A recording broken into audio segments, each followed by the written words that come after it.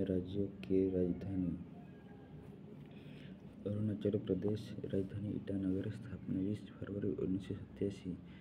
राज्यपाल lieutenant general Kewalya Trivikram Patnaik, मुख्यमंत्री श्री पेमा खांडू, असम, राजधानी गुवाहाटी, स्थापना 26 जनवरी 1950।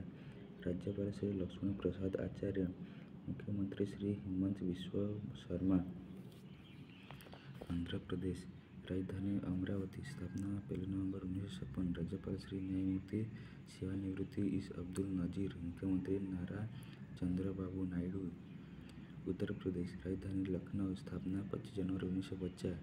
राज्यपाल श्रीमती आनंदीबेन पटेल, मुख्यमंत्री श्री योगी आदित्यनाथ, उत्तराखंड, राजधानी देहरादून, स्थापना 9 नवंबर 2000।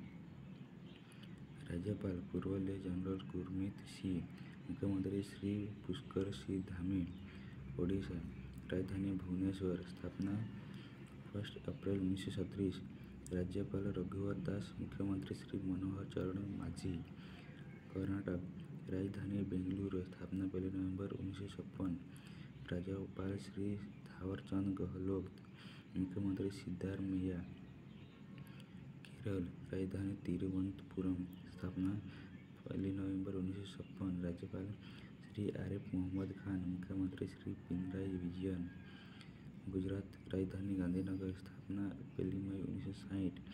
राज्यपाल श्री आचार्य देवव्रत सिंह, मुख्यमंत्री श्री भूपेंद्र पटेल, गोवा, राजधानी पणजी, स्थापना 30 मई 1960। राज्यपाल श्री श्रीधरन पिल्लई, मुख्यमंत्री श्री प्रमोद सावंत, छत्तीसगढ़, राजधानी रायपुर, नया रायपुर अटल नगर, स्थापना 1 नवंबर 2000। राज्यपाल श्री रमेन डेका, मुख्यमंत्री विष्णुदेव साय, झारखंड, राजधानी रांची, स्थापना 15 नवंबर 2000। राज्यपाल श्री संतोष कुमार गंगवार, मुख्यमंत्री हेमंत सोरेन, तमिलनाडु, राजधानी चेन्नई, स्थापना 26 जनवरी 1950। राज्यपाल श्री RN रवि, मुख्यमंत्री MS स्टालिन, तेलंगाना, राजधानी हैदराबाद, स्थापना 2 जून 2014। राज्यपाल श्री विष्णुदेव वर्मा, मुख्यमंत्री रेवंत रेड्डी, नागालैंड, राजधानी कोहिमा, स्थापना 1 दिसंबर 1963। राज्यपाल श्री ला गणेश, मुख्यमंत्री श्री नेफ्यू रियो, पंजाब, राजधानी चंडीगढ़, स्थापना राज्यपाल श्री गुलाब चंद कटारिया, मुख्यमंत्री श्री भगवंत मान।